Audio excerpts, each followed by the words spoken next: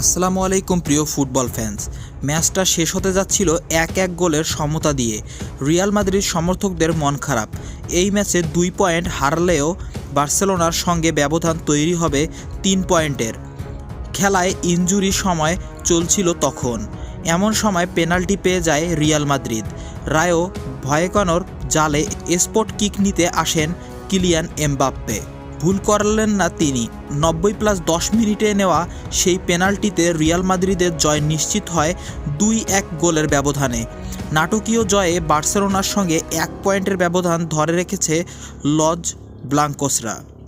বার্নাব্যুতে ম্যাচের শেষ দিকে জয়সূচক গোলের জন্য মরিয়া হয়ে ওঠে রিয়াল।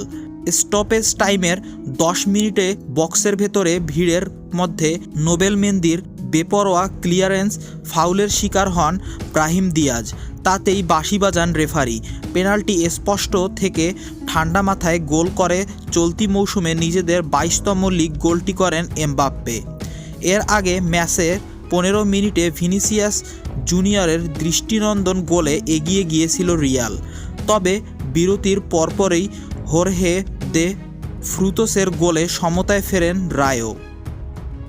ম্যাচের শেষ ভাগে 2 খেলোয়াড় লাল কার্ড দেখায় রায়ো ভালো কারণ 9 জন দলে পরিণত হয়।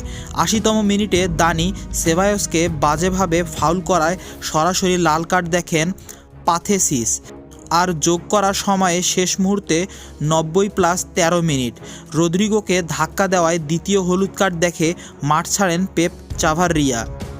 ঘটনাবহুল এই মাদ্রিদ ডার্বিতে চোটের ধাক্কাও খায় রিয়াল। সম্ভাব্য হ্যামস্ট্রিং ইনজুরিতে ম্যাচের শুরুতেই মাঠ ছাড়তে হয় জুড বেলিংহামকে। এই জয়ের ফলে 22তম ম্যাচ শেষে শীর্ষে থাকা বার্সেলোনার থেকে মাত্র 1 পয়েন্ট পিছিয়ে রয়েছে রিয়াল মাদ্রিদ। 22 ম্যাচে রিয়ালের পয়েন্ট 54, সমান ম্যাচে বার্সার পয়েন্ট 55। অন্যদিকে রায়ো ভালোকানো 22 ম্যাচে 22 পয়েন্ট নিয়ে লিগ টেবিলের 17 নম্বর স্থানে রয়েছে। ম্যাচে রিয়ালের রক্ষণভাগের দুর্বলতাও আবার সামনে আসে। মাঝ সপ্তাহে চ্যাম্পিয়ন্স লিগে বেনফিকার বিপক্ষে হারের পর সেই একই সমস্যা বার্নাব্যুতে দেখা যায়। প্রথমার্ধে ইলিয়াস আখোমা শট অল্পের জন্য বাইরে যায়। বিরতির আগে ও পরে দুই দলের বেশ কয়েকটি সুযোগ পেলেও গোলের দেখা পায়নি। অবশেষে শেষ মুহূর্তে এমবাপ্পে ঠান্ডা মাথার পেনাল্টি পার্থক্য গড়ে দেয়। স্বস্তির জয় নিয়ে মাঠ ছাড়ে রিয়াল মাদ্রিদ।